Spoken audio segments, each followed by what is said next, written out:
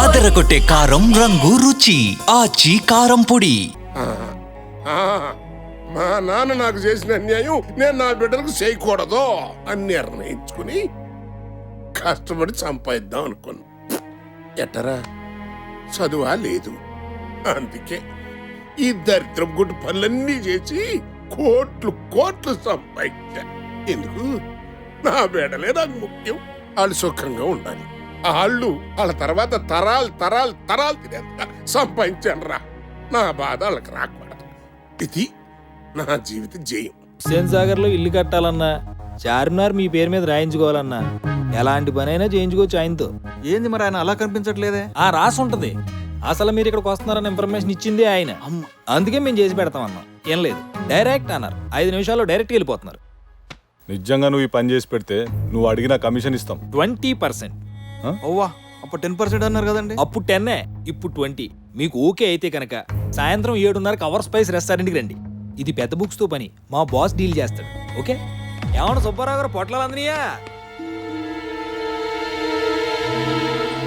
సార్కు విషయం చెప్పారా? మీ డీటెయిల్స్ అన్నీ ఆయన దగ్గర ఉన్నాయి. మీ రేట్ ఎంత? 3 అనుకుంటున్నాం. 1, 2, 3.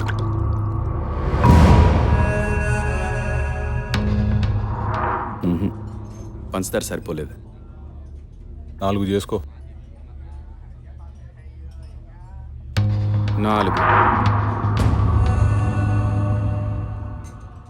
మరీ ఎక్కువైతే షుగర్ వస్తుందేమో సార్.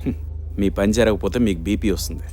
అట్లా కాదు కానీ ఈయన సంతకం పెట్టినా మళ్ళీ లోకల్ ఎమ్మెల్యేని కౌన్సిలర్ని ఇట్లా చూసుకోవాలి. ఇది తెలియంది ఏముంది? 5 కోట్లు చేసుకో. ఇదే ఫైనల్, ఇంకేం మాట్లాడద్దు.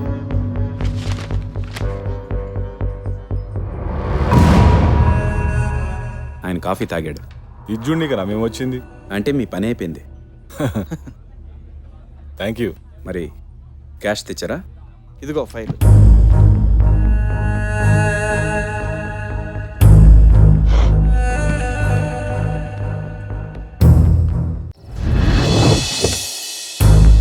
సార్, అమౌంట్ మొత్తం మనకు వచ్చినట్టే. రేపు ఇంటికి పంపించమంటారా? వైజాగ్ స్టీల్ ప్లాంట్ పక్కన మా తమ్ముడు ఏదో ల్యాండ్ చూశాడంట. వాడికి పంపించే ఏర్పాటు చేయి. ఓకే సార్, ఉంటాను సార్. వైజాగ్ పంపించే పూచినా సార్.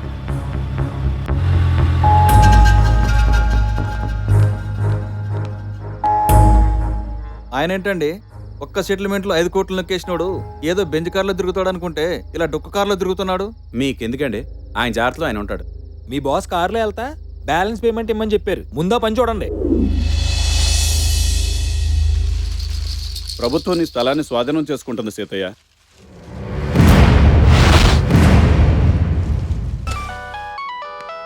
అన్నా, ఎలాగనే ఎక్కడున్నావు? ఇప్పుడే సెక్రటరేట్లో దిగానన్నా. నేను ఛాంబర్లోనే ఉన్నా. నువ్వు ఇక్కడికి వచ్చాయి. ఏంటన్నా అర్జెంటా? అర్జెంట్ కాదురా. సిల్వర్ స్టోన్ కంపెనీ వాళ్ళు లేడు, ఆడేదో గ్రేప్ వైన్ అంటున్నాడు రా. మందేమో భారీ పరిశ్రమ శాఖ. వైన్ అని నాంటి పెడతాడేంటి? మంది ఎక్సైజ్ శాఖ కాదు కదా. ఏంటో నాకేం అర్థం అవ్వట్లేదు. తొందరగా తగలడు. ఇప్పుడే వస్తున్నానా? ఏంటో చెప్పండి. Sir, I want to talk to you personally. ఈడున్నాడనా? ఈయన పర్సనలే. ఏం పర్లేదు చెప్పు. Sir, I want a grape wine from your ministry about our company. మళ్ళీ వైన్ అని తగులుకుంటాడేంట్రా? మంది సారా మినిస్ట్రీ కాదు, పరిశ్రమల మినిస్ట్రీ అని ఇంకోసారి చెప్పు. మీరు మాట్లాడుతుంది గాలివార్త గురించా? అవును. అవునా? అంటే నీకు తెలుగు వచ్చా? వచ్చండి. మరి దాని తాగున్నా బేట ఇంగ్లీష్లో మాట్లాడుతున్నావు. చెప్పు. సార్, ప్రస్తుతం మీ మినిస్ట్రీ మా కంపెనీకి ఇస్తున్న సబ్సిడీని ఎత్తివేస్తున్నట్టు గాలివార్త కావాలి సార్. సబ్సిడీ ఎత్తేస్తే మీ కంపెనీకి లాస్ కదా. 500 కోట్లు. Excuse me? మీరు విన్నది నిజమే. మా వాటా 500 కోట్లు. 500 కోట్ల? అంతెందుకు ఇవ్వాలి? ఇప్పుడు మీ కంపెనీ షేర్ వాల్యూ 250 రూపాయలు. అందులో మీ వాటా 25% ఉంది. మిగతా 75% డైరెక్టర్స్ దగ్గర అలాగే షేర్ హోల్డర్స్ దగ్గర ఉంది. మీరేం చేయాలన్నా వాళ్ళు ఒప్పుకోవట్లేదు. అంటే ఇప్పుడు ఈ షేర్స్లో కంపల్సరీ మీకు 51% స్టేక్ కావాలి. ఈ రేట్లో ఇంకో 26% షేర్స్ కొనాలంటే మీ దగ్గర కెపాసిటీ లేదు. ఈ 250 రూపాయల షేరు 30 రూపాయలకు పడిపోవాలంటే ఈ గాలివార్త హెల్ప్ అవుతుంది. అందుకే ఈరోజు మీరు ఈ గాలివార్త కోసం మా దగ్గరకు వచ్చారు. దీంతో మీకొచ్చే నికర లాభం 2500 crores. అందులో మా వాటా 500 కోట్లు. 20% కదంటయ్యా. ఇది అన్ని చోట్ల కామనే. ఓకే సార్, కానీ ఒక చిన్న మాకు అర్థమైంది మీరేం కావాలనుకుంటున్నారు. కరెక్ట్గా ఓ నెల రోజుల తర్వాత మీరు షేర్లన్నీ కొనేసరికి మినిస్టర్ గారే స్వయంగా ఇది గాలి వార్తని అనౌన్స్ చేస్తారు. ఓకేనా? ఓకే. మరి అమౌంట్ ఎలా ట్రాన్స్ఫర్ చేస్తున్నారు? మీరు ఏ బ్యాంక్లోకి ట్రాన్స్ఫర్ చేయమంటే ఆ బ్యాంక్లో చేస్తాను. స్విస్ బ్యాంక్ అంటే స్విస్ బ్యాంక్లోకి ట్రాన్స్ఫర్ చేస్తాను. స్విస్ బ్యాంక్ ఇప్పుడు పార్లమెంట్లో పెద్ద హాట్ టాపిక్ అయి కూర్చుంది అన్నా. బ్రిటిష్ వర్జిన్ ఓకేనా? నువ్వు ఓకే అంటే నేను ఓకే. బ్రిటిష్ వర్జిన్ ఐలాండ్లో ట్రాన్స్ఫర్ చేయగలరా? డన్. ఆన్లైన్ ట్రాన్స్ఫర్ కోసం కావాల్సిన డీటెయిల్స్ అని నేను చెప్తాను. ఓకేనా? Okay sir. ఓకే అన్న. Thank you sir. మంచిదయ్యా. సార్, సీఎం గారు ఫైల్ పంపించారు, మీ సైన్ కావాలి సార్. ఈ సిల్వర్ స్టోన్ కూడా తెగ నగరాలు చేసేస్తున్నాడు. సబ్సిడీ కట్ చేసేస్తే సరి.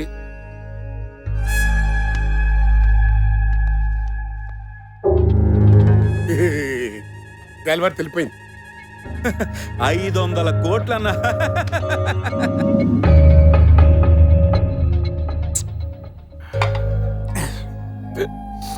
అన్నా, ఎప్పటి నుంచో ఒకటి అడుగుదాం అనుకుంటున్నా అన్న. ఏంట్రా? మందు వేస్తే కానీ ధైర్యం సరిపోవట్లేదు. మందు లేకపోయినా నువ్వు అడగచ్చురా. ఏంటి అడుగు. చాలా క్వశ్చన్స్ దేవేస్తున్నాయి అన్న, చాలా ఒకటి అడిగేయాలి. అడగరా.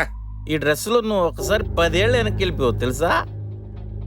మరి ఈ డ్రెస్ కంటిన్యూ చేయకుండా నువ్వు తెల్లబట్టలు ఎందుకు వేసుకుంటావు అన్న?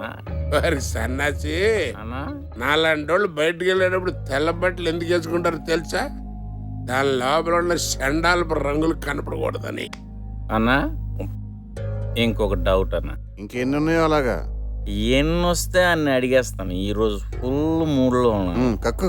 మనకున్న జానడు పొట్ట, అది నింపడానికి గుప్పెడు తిండి, సిగ్గు దాచుకోవడానికి 3 గుడ్డ, ఉండడానికి 6 అడుగుల నేల.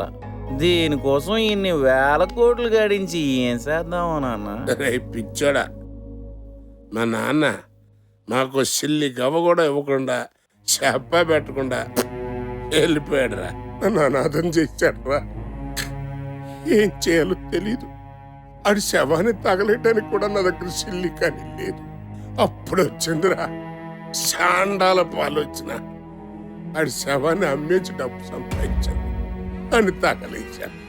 ఆ తర్వాత బ్రోకరేజ్ చేశా, జేబులు కొట్టా, చేయకూడని పనులన్నీ చేసి డబ్బు సంపాదించా.